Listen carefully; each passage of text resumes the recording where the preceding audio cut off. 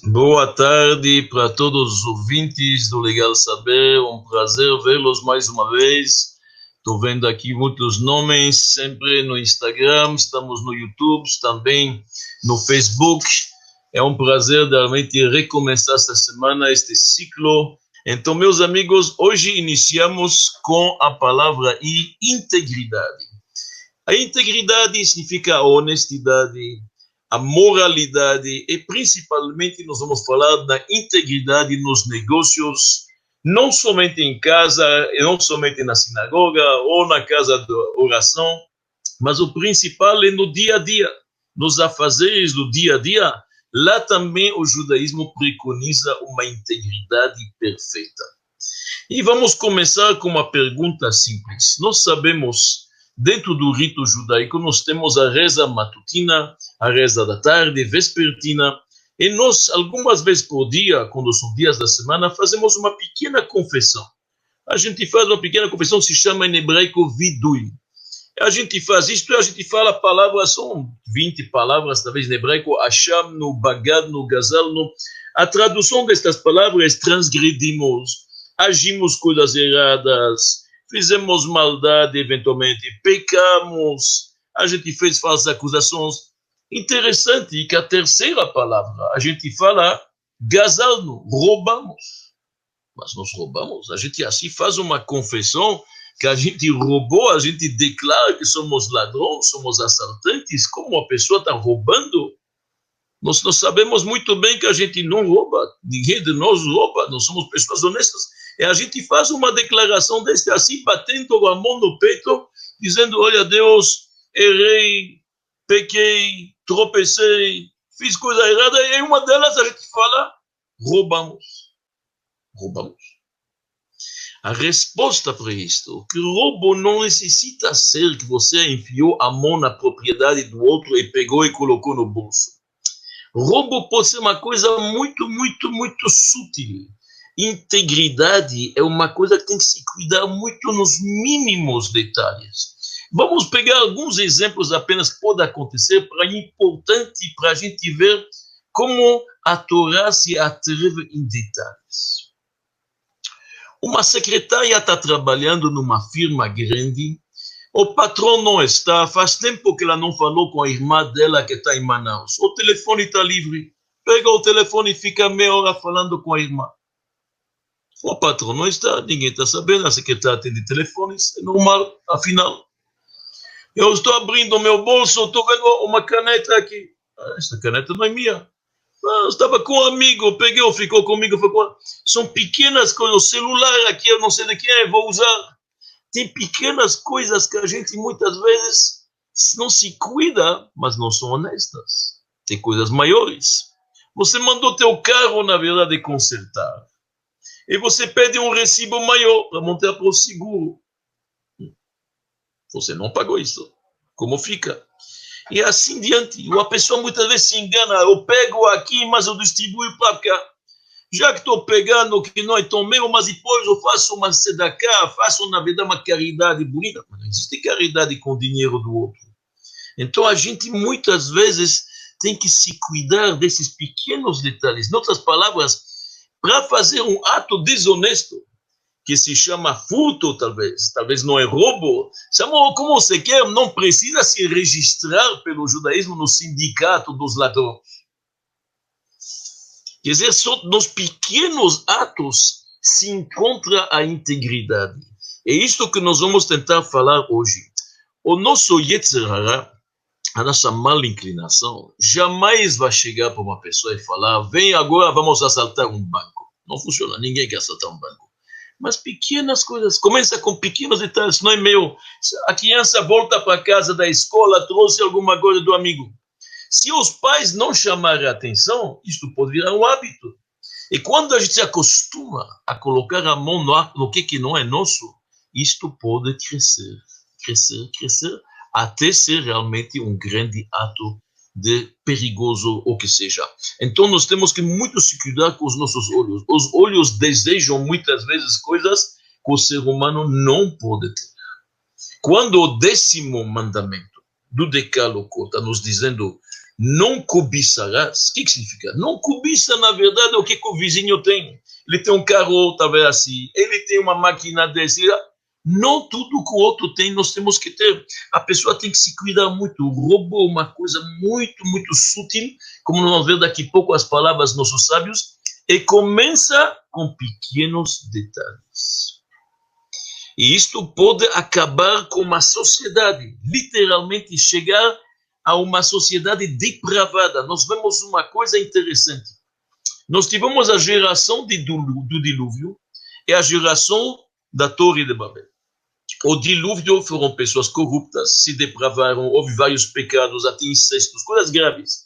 A Torre de Babel, afinal, era uma luta contra Deus. Fazer uma torre enorme, chegar lá, quem sabe, destronar Deus, como imaginavam, na verdade, os pagãos.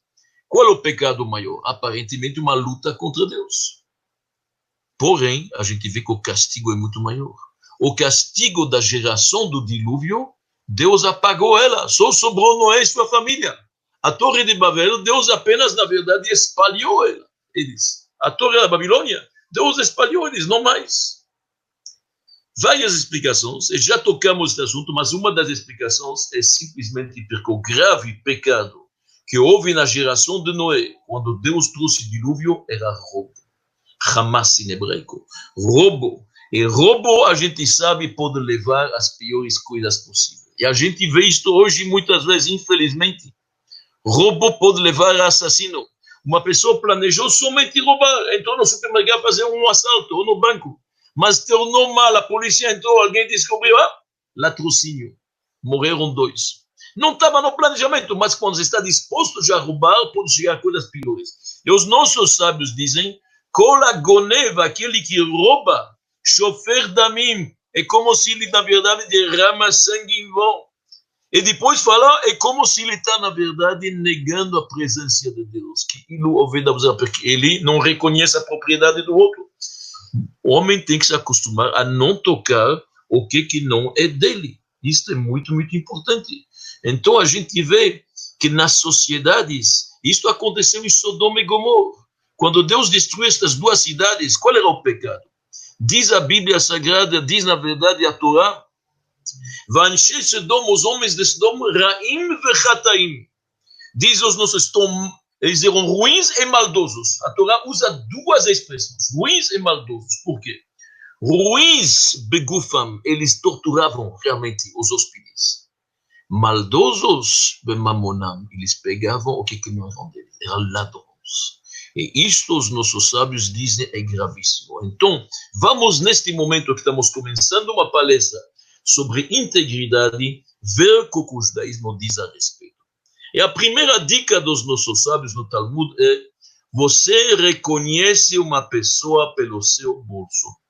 Adam nikar bekiso. A forma como uma pessoa age com seu dinheiro, como que ele protege, se ele sabe distribuir, se ele é avarento, se ele pega um pouco do outro, se ele se serve, e assim diante, você reconhece quem ele é.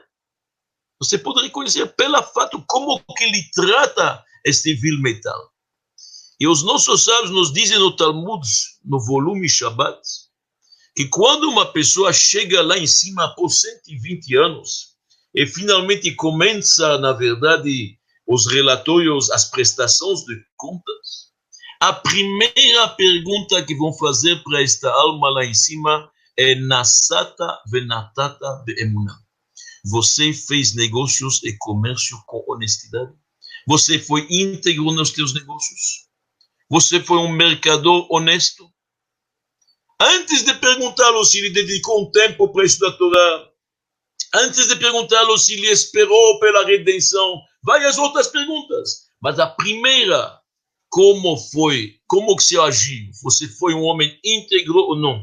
Porque o principal do julgamento, assim diz o Kav Yashar, será sobre a sua atitude com as outras pessoas. E olha o que diz o rei David nos Salmos. No Salmo 31, nós temos um Salmo, o rei David diz o seguinte: Emunim notzer Hashem. As pessoas confiáveis, Deus protege. Palavra muito forte. Com aquele que você pode confiar. que uma pessoa honesta, como se deve, um fiel depositário, você sabe que você pode confiar nele, este Deus. E o rei David continua no Salmo, se não me engano, no Salmo 108, ele diz uma coisa aí, Enai benem eretz. Meus olhos, diz Deus, estão olhando aqueles que estão confiantes aqui na terra. Lashevet imadi, estes podem entrar na minha mansão. Muito forte isso. E ainda nossos sábios dizem que aquele que tem nas suas mãos o pecado do roubo, dificilmente entra na mansão divina. Então, a gente tem que se cuidar muito. Uma pessoa realmente com os bens dos outros, com os negócios dos outros, com mercadorias dos outros, qualquer negócio, a gente tem que ser muito, muito cuidadoso. O filho de Maimônides, que se chama Rabbi Avraham ben Harambam, ele fala o seguinte, um roubo tira o valor de 10 anos de jejuns, com piedade para Deus, uma pessoa acumulou, realmente se entregou, realmente rezou, e se elevou espiritual. Um roubo tira todos os méritos de 10 anos. Inacreditável, muito forte. Então, não é à toa que o rei Salomão, mais sábio dos homens, diz nos seus provérbios, homem vai e aprende da formiga. Veja como elas trabalham, trabalhadoras, cada uma, mas nenhuma toca na espiga do outro. Cada um tem um pequeno grãozinho, nenhuma toca no que não é dela. Isto é muito importante. Por quê? Porque o mesmo rei Salomão diz, Hakesef ya'anet hakol, nos Eclesiastes, o desejo, a ambição monetária do ser humano é muito grande. E muitas vezes ele queima etapas. Ele, na verdade, transforma o que deveria ser um meio num fim. E ele pensa que para este fim tudo é permitido. Então a tendência do ser humano, a ganância, ela é muito, muito grande. Muito, muito grande. A pessoa tem que se cuidar ao máximo. E por isto que nós estamos aqui, meus amigos, para tentar um pouco falar e entrar em detalhes para lhe mostrar como que o judaísmo não é apenas na casa da oração e na casa de estudo. É na casa também do comércio e do negócio. Primeira coisa, o judaísmo nos ordena e nos aconselha que patrões e empregados tenham um relacionamento bom. Um patrão tem que pagar salários, obviamente, ele tem que honrar os costumes locais, proporcionar um ambiente seguro. Tudo isso faz parte do judaísmo e são leis dentro do Shulchan Aruch, dentro do código da lei judaica. Tem que dar um tratamento justo para seus empregados, pagar os impostos, o judaísmo é obrigatório. Obviamente que o empregado tem que se dedicar, entender o trabalho que ele tem que fazer, não tirar vantagens dos intervalos aqui e lá, quando ninguém olha, tem que chegar em tempo. Então nós vamos entrar em todo este mundo, porque ele tem que estar disposto a fazer o melhor. A relação, na verdade, com este emprego tem que ser honesta. E os sábios nos dizem, temos exemplos bíblicos. Abrão, o pai da nação, Abraão Avinu, o patriarca Abrão. Se você olha bem no texto bíblico, vocês vão ver que ele não deixava pastar os seus camelos sem, na verdade, eles terem uma focinheira, fechando a boca, para eles não cuidarem, não pegarem, não devorar ou comer o pasto dos outros, que não é o campo dele. Tem que ser honesto. A honestidade é uma coisa que toca a alma. Não falta histórias de pessoas falecidas que voltaram no sonho para seus filhos ou para seus netos, dizendo, faz um favor para mim, eu estou devendo ainda naquela pequena mercearia da esquina que eu não paguei, paga isto, é importante para minha subida, para minha alma ter, na verdade, uma elevação mais leve. Não falta histórias destes. Por quê? Porque a alma não pode ter máculas destes na hora da subida. É muito importante, então, lembrar-se disto. Só vamos começar hoje a falar um pouco mais sobre a relação e as obrigações do patrão. Como que ele tem que tratar seus funcionários, seus empregados e assim diante. Os nossos sábios nos dizem, Kana Eved, Kana Adon. Você tem um funcionário é como ter um amo. Você tem que tratá-lo igual a você ou não melhor. Tem que comer do mesmo pão, o mesmo vinho velho que você bebe, ele tem que beber, uma cama macia, não tem o direito de humilhá-lo, não pode gritar com ele, tem que ser gentil, uma série de leis. Se o costume no país é alimentar o empregado, você tem que alimentar. Obviamente tem que ver os costumes locais, dos horários, a convenção sindical pode ser importante, ou as normas do governo. Obviamente você tem que condicionar para ele lugar onde que pode condições boas, não um lugar onde que é difícil, que é duro, que é insalubre e assim diante. Tudo isto é muito importante. Nós temos uma história na Gemara em Baba Metzia, que nos conta lá que tinha um grande sábio, Rabbi Yochanan Bar Matia. Ele falou para o filho dele de ir contratar alguns empregados. Este homem, este filho jovem, foi contratou empregados. Depois ele voltou, o pai perguntou para ele, mas você combinou com eles o que eles vão comer cada dia? Ele falou, mas olha, não, meu amigo, se você não combinou o que eles vão comer e como comer, você não fez a tua obrigação. Aqui se trata, na verdade, de pessoas, seres humanos, filhos de Abraão, Isaac, Jacob, tem que dar o melhor para eles, tem que ser combinado, as coisas têm que ser claras. Por isso que é bom resolver todas essas coisas antes, tá certo? Quanto mais você especifica, quanto mais você fala, tem que ser claro. Se você fala para o empregado pela lei judaica, eu vou pagar mais. Mas você está pensando, eu vou pagar mais, mas vou dar mais trabalho. Você não está pagando mais. Ele pensa, vou pagar mais, vou receber mais. Você está falando, vou pagar mais, mas ele trabalha mais. Ele não chama isso de aumento. Então, as coisas pela lei têm que ser muito, muito claro. O empregado fica feliz quando as coisas são claras. É isto que o judaísmo recomenda para ter uma produtividade melhor. Obviamente, uma lei bíblica, torânica, pagar salário em tempo. Titen scharo beyomot titen scharo. Tem que dar no dia. Antigamente pagava eram salariados que recebiam cada dia. Hoje as coisas mudaram, a maioria recebe por mês, ou que seja, mas tem que pagar em tempo. O grande mestre cabalista, o Arizal, nossos sábios nos dizem que ele não ia para a reza vespertina de Mincha, enquanto que não terminou de pagar seu salário, o salário do diarista. Mesmo atrasava a reza para poder pagar o salário dele. Eu falei, não posso agora falar com Deus se eu não cumprir minha obrigação com o ser humano. Então essas coisas são muito importantes.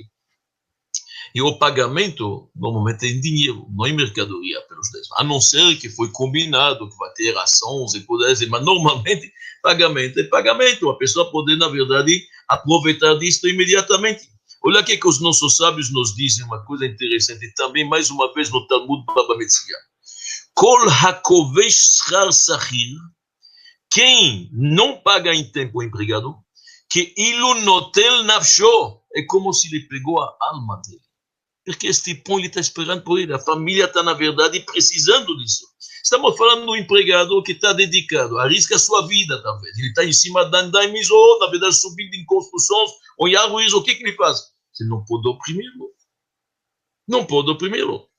Claro que o patrão tem que controlar o que acontece, inspecionar. Se ele não faz isto, ele, na verdade, está deixando que as coisas estão perdendo o rumo. Um sistema de controle financeiro é recomendado, senão ele vai infringir uma outra proibição bíblica. Lifne iver lotiten mirshol.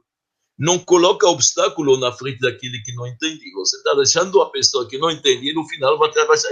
Por isso que a honestidade nos prescreve leis interessantes. Olha bem, os Kohanim, os sacerdotes que trabalhavam no templo, de acordo com a lei judaica, trabalhavam sem mangas, sem bolsos, para ninguém poder pensar ou imaginar que estão levando alguma coisa.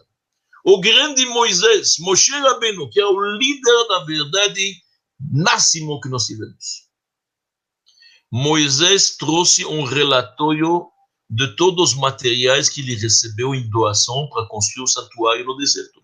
Trouxe um relatório, exatamente quantos quilos de prata, quanto lã, quanto linho, quanto couro, onde que foi, cada coisa. Por quê? A pessoa tem que ser honesta. É muito importante. O espírito judaico aqui, ele é absolutamente necessário. E quando tem esse espírito, automaticamente o patrão vai tratar seus empregados de uma forma diferente, porque ele entende que aqui tem um time trabalhando. Teve nos Estados Unidos uma história que estou me lembrando muito interessante, que foi em 1995. Pegou fogo uma fábrica de textil. Pertencia a um judeu, se chamava Aaron Feuerstein. Me lembro bem esta história, foi em Boston. destruiu a fábrica inteira. O homem tinha 3.000 empregados. Foi em dezembro.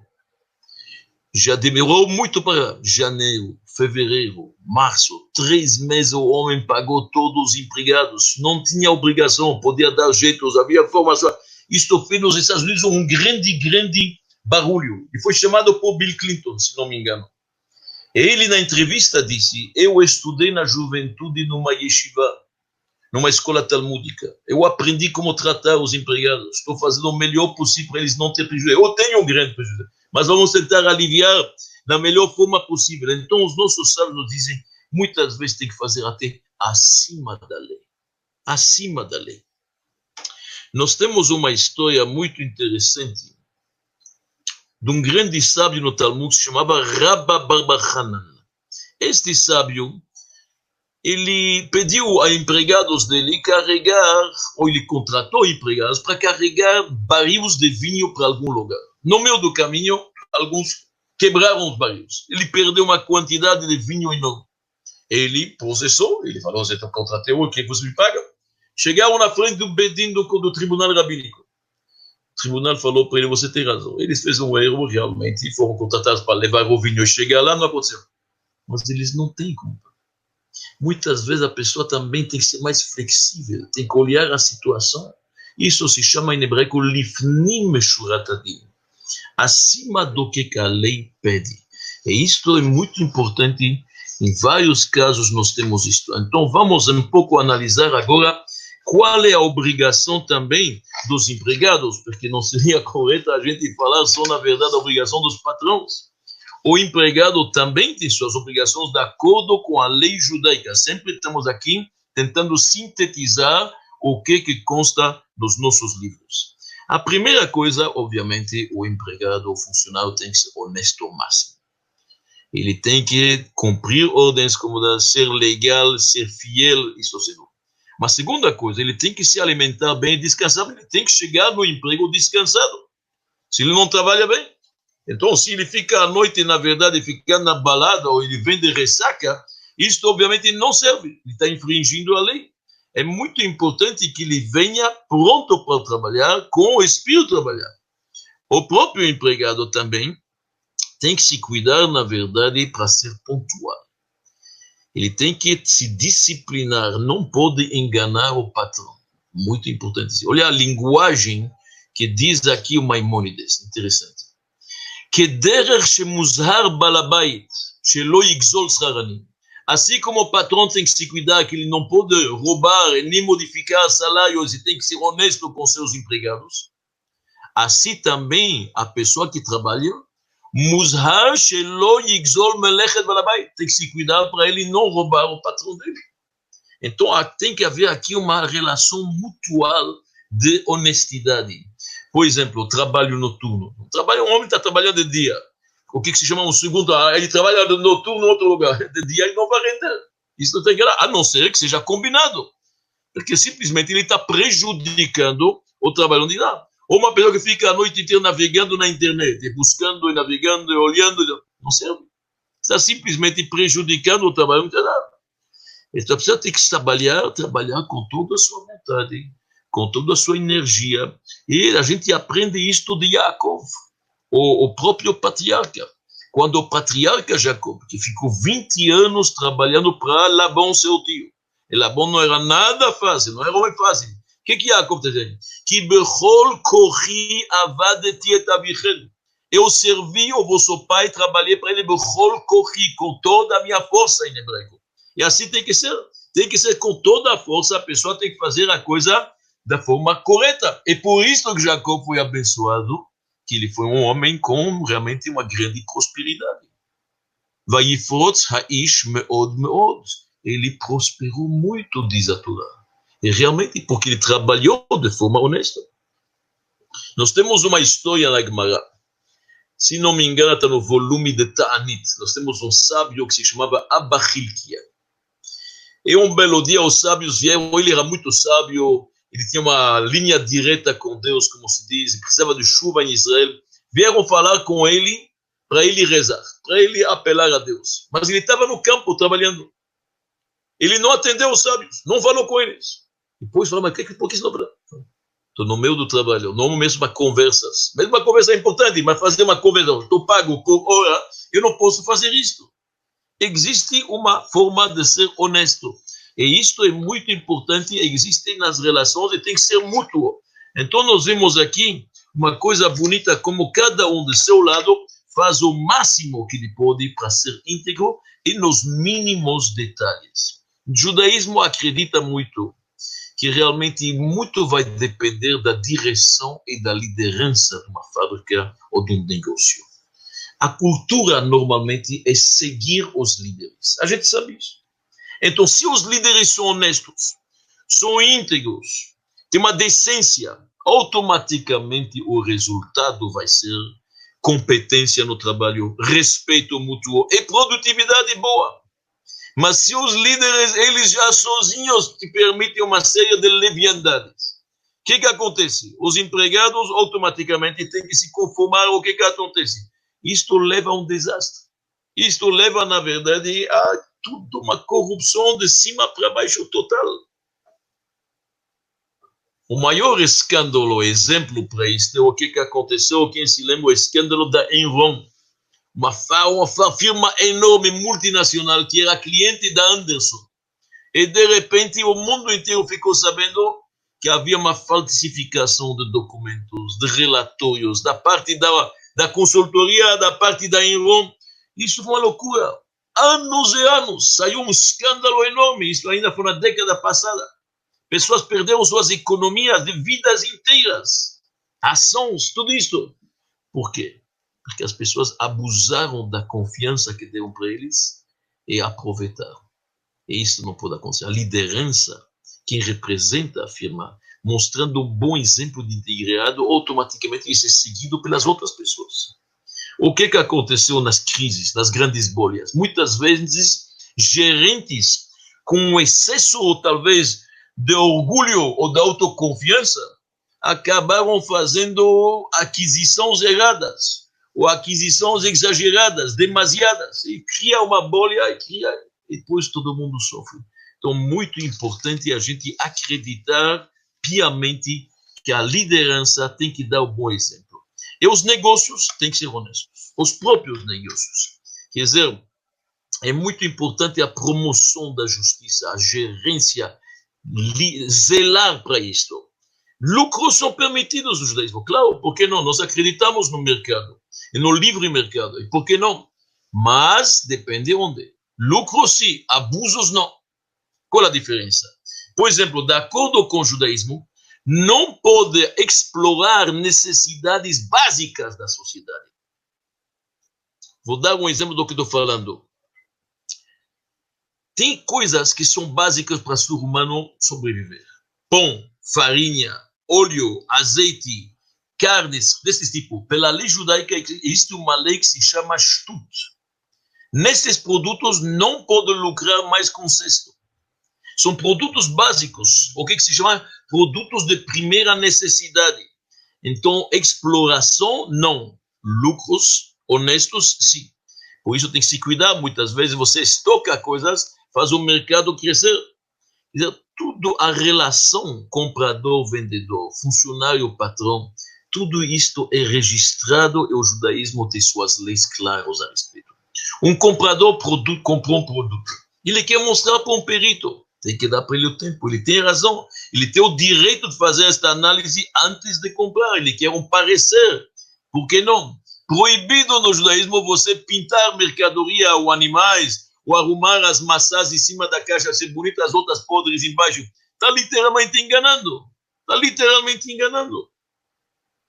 Muito importante isso. E tem que mencionar defeitos. Se você vende uma mercadoria, ela tem defeito, e outro aceita, tem que ser mencionado claramente. Existe no Talmud uma discussão inteira. Alguém comprou um boi.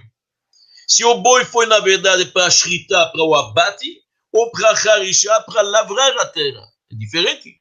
Um boi para o abate é um boi mais barato. Não precisa tanta força como puxar o arado. Então, as coisas têm que ser claras.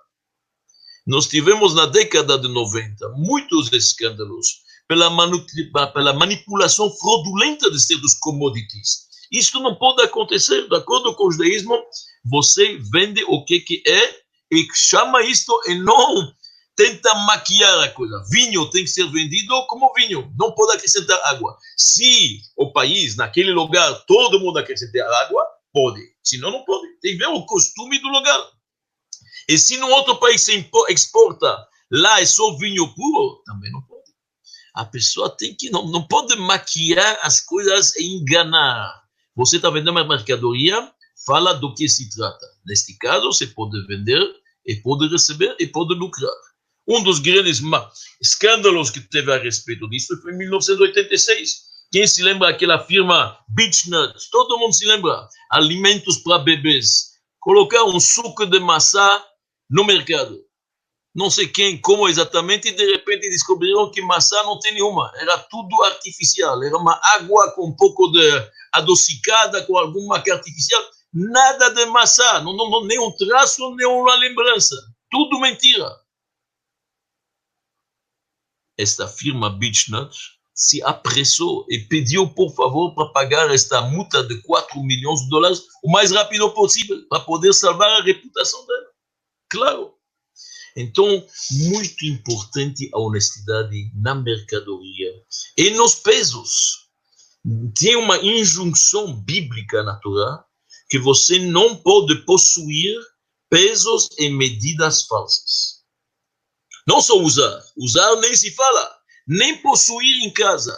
Se você tem em casa um peso de 1 quilo, mas ele é 990 gramas, ou você tem um metro que tem 98 centímetros, não pode ficar em casa. Proibido. Isto é um grave pecado do judaísmo, enganar nos pesos das medidas. A tal ponto que os nossos sábios nos dizem, na Gemara também, Baba Batra, Kashe onshan shel midot me arayot. É mais duro o pecado de falsas medidas e pesos que de incesto. Incesto é uma coisa grave. Deus nos diz, 2 pessoas fizeram uma coisa errada, gravíssima, vai ter que realmente consertar. Não é tão fácil. Mas quando você tem pesos e medidas na tua loja, são milhares de pessoas que se enganam. E enganar e roubar de uma multidão é muito mais difícil fazer chuva. Como faz chuva para isso? É muito complicado. Nossos sábios dizem que este homem vai se esforçar para fazer Tzorchei Harabim. Ele vai ter que fazer alguma coisa para o público. Que tanta gente passou para lá. Você vende tecido, 1 metro, mas 1 metro não é metro. É 3, 4 centímetros a menos. Ninguém está sabendo. Vendeu. Durante 10 anos. Como vai fazer chuva? Muito difícil. Então, uma vez um grande sábio falou, é mais fácil um ladrão que se arrepende de fazer chuva que muitas vezes um comerciante que não reconhece o erro. Então, por isso, pesos e medidas, isto é muito importante pela lei judaica. Alguém que vende produto em vasos, tem que limpar esses vasos. Fica colado um pouco de farinha, uma coisa, então você está vendendo menos. Ele está vendendo menos. E nós estamos falando de uma época bíblica, presta atenção. Hoje em dia, tudo é aferido, as balanças são aferidas, tudo é controle, tem um controle governamental, tem normas, tudo isso. Nós estamos falando na época que dependia da pessoa, do Yirat Shamayim, do temor dele a Deus, da honestidade, da integridade. A Torá fala isso 3.300 anos antes que as balanças foram, na verdade, aferidas, se apoiando na integridade da pessoa. É isto que é importante. Então, tem que controlar muito para não enganar clientes, se cuidar muito, não trapeçar com pesos e tudo isto, porque os nossos sábios dizem que quem que faz isto é como se ele nega a saída do Egito. Ele nega a providência divina. Ele nega que é aquele que está nos dando sustento. Ele pensa que ele pode, na verdade, enganar o Todo-Poderoso. E isto, meus amigos, é muito perigoso. Vamos continuar ainda a ver algumas coisas a mais a respeito de honestidade e integridade, que se chama o seguinte: no judaísmo não basta você ser honesto, 100% honesto, faz a coisa como se deve, segue a lei, realmente se cuida muito. Você tem que aparentar também ser honesto. Porque a lei da Torá diz, V'yitem nekiyim me'elokim u'Israel. Vocês têm que ser, na verdade, íntegros perante o Todo-Poderoso e perante a comunidade também. Então tem que ser aparentar ser honesto. Mesmo que ser honesto, mas você tem que ter esta impressão que ser honesto. O comprador tem que saber o que ele compra. Você não pode dar uma impressão, na verdade, errada. Isso se chama, na linguagem comum, na nossa lei, Gnevat Da'at, roubar a mente do outro. Vou dar alguns exemplos que constam na nossa lei. Você chega para uma pessoa que você sabe que ele já está convidado no outro lugar. Oh, queria te convidar. Você sabe que está convidado. Você não quis convidar. Ele não vai convidar. E você sabe que está convidado no outro lugar. Então, o que você está falando? Você quer dar uma impressão como se uma pessoa muito boa e hospitaleira. Mas não é verdade. Você está vendo, você está enganando. Queria fazer isto. Você chega para uma pessoa que você sabe que ele não aceita presente. Eu queria te dar um presente. Você sabe que o outro não quer. Então, o que você está... Não podemos dar uma impressão errada das coisas. Uma falsa impressão de bondade, de generosidade. Ou nos negócios, não importa na verdade. Você está preenchendo um currículo para entrar numa multinacional. Perfeito. Lá você tem que saber onde que você estudou. O que você escreve? Você escreve, na verdade, que você estudou na Universidade de Harvard, nos Estados Unidos, ou em Oxford, na Inglaterra. Você estudou aqui na USP. Você estudou, na verdade, na Universidade de Niterói. Fez um curso de 2 semanas em Oxford, verdade? Passou as férias, visitou um amigo, eventualmente, em Harvard. Nunca passou por lá. Você escreve e você estuda. Isso é simplesmente enganação. Não só você está se enganando você está enganando o empregador. Isto não pode fazer. Isso é uma falsa impressão. E a pessoa tem que se cuidar muito, porque isto pode acabar com a reputação dele e acabar com tudo mais. A primeira base é o roubo. É o roubo, a desonestidade.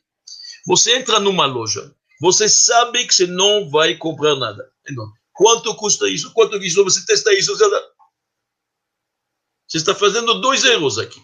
Primeiro, você sabe que não vai comprar, então você está dando uma falsa impressão. 2, está pegando o tempo, na verdade, deste funcionário que está trabalhando, pegando o tempo do outro que está esperando na fila para poder entrar e realmente comprar. Se você tem intenção de comprar, e está testando, está conversando e não deu certo, isto é honesto, não tem problema. Pode olhar nas vitrines à vontade. As senhoras não se preocupam, pode olhar, pode pesquisar, pode... Tudo isso é permitido, desde que tenha intenção de comprar. Se uma pessoa sabe que ele não tem intenção de comprar, ele está indo só lá para, na verdade, para passar o tempo e pegar o tempo desse funcionário, isso é enganado. Isto não pode fazer. Tem que se cuidar muito. Mesma coisa com produtos perigosos. No judaísmo, a venda de produtos que pode, Deus nos livre, ter resultados nocivos para a sociedade. Que pode, Deus nos livre, acabar com a mente da juventude. Alguém que vende drogas, Deus nos livre. Ou vende, na verdade, entorpecentes. Ou vende, na verdade, pornografia. Ou vende outras coisas desse tipo. Nas escolas, onde que seja. A pessoa está, na verdade, corrompendo a nossa juventude. Deus nos livre. Está transformando pessoas em violentas, pessoas que vão ter distúrbios. Isso é proibido. Isso é proibido pelo judaísmo. Então, nós temos que se cuidar o que a gente vende. Tem uma responsável o que a gente fabrica. Não tudo é permitido, não em tudo você pode lucrar na vida. O Talmud nos diz em Baba Kama, você daria um carvão em brasa para uma criança, para teu filho? Jamais. Por isso o Talmud diz claramente, não pode se vender ursos e leões, coisas desses, postes para tortura, objetos de tortura. Estas coisas, você está simplesmente pervertendo a sociedade. Deus nos livre. Então, Deus nos ajuda que a gente possa realmente entender o que nós falamos. Eu acho que a gente chegou nesta palestra a mostrar como que o judaísmo entra em detalhes e que realmente o judaísmo não é apenas na hora que você está guardando o dia do Shabbat sagrado ou está rezando a Deus, mas mesmo no mundo dos negócios, em cada momento o ser humano tem que servir a Deus. Quando ele come, quando ele bebe, quando ele passeia e quando ele faz negócios. Fazer isso da forma honesta, com integridade. Deus ajudou, ele ganhou, lucrou, compartilha, ajuda os outros. Tem todo um sistema. Este é um homem que, na verdade, procura se espiritualizar. A espiritualização, com colocar a mão na propriedade do outro, não vai junto. Não funciona. automaticamente o homem que se eleva, que quer se conectar com Deus, que na direção vertical, tem que ser honesto na direção horizontal. Não são contraditórias. Ao contrário, se complementa. Impossível uma pessoa ser íntegro com Deus e desonesto com o ser humano. E o contrário também. Tudo tem que funcionar, na verdade, em ambas as direções, como falamos várias vezes. Vamos terminar com algumas pequenas histórias para ilustrar quanto que os nossos sábios estavam preocupados com este assunto, na verdade, de integridade e de honestidade. Eu vou começar com um homem, um sábio que se chama Rav Pinchas Ben Yair. Ele é o genro do Rabbi Shimon Bar Yochai, autor do Zohar, livro de base da Kabbalah. Na cidade dele, apareceram dois pobres que estavam pedindo esmola, ajuda. Eles iam de casa em casa, pediam alguns grãos de cevada. Isso estão pedindo, estavam com fome. Eles iam assim, graças a Deus, tiveram sucesso, passaram em várias casas, acumularam uma sacola de cevada, de grãos de cevada. Eles estavam se preparando para ir para outra cidade. Outra cidade, diz o Midrash, eles pensaram, pô, é muito pesado essa sacola. Eles pediram para o primeiro que encontraram, este Rabbi Pinchas Ben Yair, por favor, você pode guardar a sacola até a gente voltar. Então, com o maior prazer. Guardou. Passou um mês, 2 meses, 3 meses. Não voltaram. Deve ser que eles foram sucedidos em outro lugar, não sei se não voltaram. Rabbi Pinchas Ben Yair pensou, daqui a pouco, estas grãos vão secar, vão murchar, não servem mais. O que ele fez? Pegou eles, plantou. Arrumou um terreno, plantou. Graças a Deus, deram, na verdade, muitas espigas de cevada. Colheu algumas sacolas. Assim, o segundo ano, colheu. Acumulou tanto, ele teve que alugar um depósito. E lá está cheio de sacolas, na verdade, bem guardado, conservado, com ar como se deve, sacolas de cevada. Passou 7 anos. 7 anos. 7 anos depois, os dois pedintes estão voltando para a cidade. Estão andando de casa em casa. Se lembraram que deixaram uma sacola na casa desse Pinchas Ben Yair. Foram no rabino e falaram, você tem a nossa sacola? Com o maior prazer. Mas acho que é bom, eu aconselho vocês de trazer algumas carruagens para carregar. Carruagens? Vem comigo. Trouxe eles até o depósito. E falou, aqui está vossa sacola. Estava cheio de sacos de cevada. Os sacos talvez de farinha que ele já guardou para eles. Isso se chama uma pessoa honesta. Muito mais que a gente pode imaginar. Uma pessoa que se preocupa com o máximo que ele pode fazer. Nós temos uma história também do Talmud na época. Um sábio que se chamava Rabbi Shimon Ben Shattach. Rabbi Shimon Ben Shattach era um grande sábio, mas ele também trabalhava ao campo, fazia outras coisas, porque ele não tinha dinheiro, era pobre. Então ele dava aula para os seus alunos e também trabalhava um pouco ao campo. Os alunos, para facilitar para ele, compraram um burro. Resolveram para tentar facilitar a vida dele, assim diz a Gemara em Yerushalmi. Compraram um burro e quando trouxeram de um certo árabe lá na região, trouxeram o burro. Quando olharam para o burro, ele tinha um colar. Acharam lá no colar uma pedra preciosa. Ficaram tão contentes com esta pedra preciosa. O mestre deles já pode vendê-la, vai ter bastante para alguns anos. Não precisa trabalhar mais, ele pode nos dar aula, pode nos ensinar todo o tempo. Estavam felicíssimos. Quando chegaram para Rabbi Shimon Ben Shattach e contaram para ele, a primeira pergunta, este senhor que vendeu o burro sabe que tinha uma pedra? Ele vendeu a pedra também? Não sabemos. Ele vendeu a pedra ou não? Mandou devolver. Obviamente que este árabe louvou o Rabbi Shimon Ben Shattach. Isto se chama Kiddush Hashem. Quando uma pessoa mostra uma honestidade, uma integridade, devolve o que não é dele, as pessoas falam, olha, este homem serve Deus. Esta nação sabe, na verdade, ser honesta. Então, essa é uma história com o Rabbi Shimon Ben Shattach. Nós temos uma história interessante de um rabino chamado Rabino Safra. Este rabino, ele também fazia negócios e vendia, se não me engano, ele vendia alguma coisa, tecido ou alguma coisa. E entrou alguém na loja dele para comprar 2, 3 metros de tecido, e o rabino pediu, eu quero 10 moedas, 10 shkalim. O outro falou, eu acho que vale somente 5. O rabino que achou que vale mais, não vendeu. À noite, antes de dormir, o rabino reavaliou o dia, como alguns têm de costume, Ele falou, eu exagerei, eu pedi demais, amanhã vou pedir 5. Se ele volta na loja, é 5. E realmente, o próximo dia, o homem volta na loja. Acontece que quando ele volta na loja, o Rabino Safra está rezando. Está orando, ele não pode interromper. Falou, sabe o que? Ele disse ao homem, eu pensei, eu estou pronto a pagar 10. O Rabino fala, não posso falar, estou rezando 15, que 20. O Rabino pensou que o outro não responde porque ele quer mais. O Rabino, o outro comerciante, na verdade, queria o tecido, já estava para 25. O Rabino terminou de rezar, falou, vou te vender para 5. Não para 15, nem para 20, nem para 25, nem para 10. 5. Porque ontem à noite eu já decidi o preço.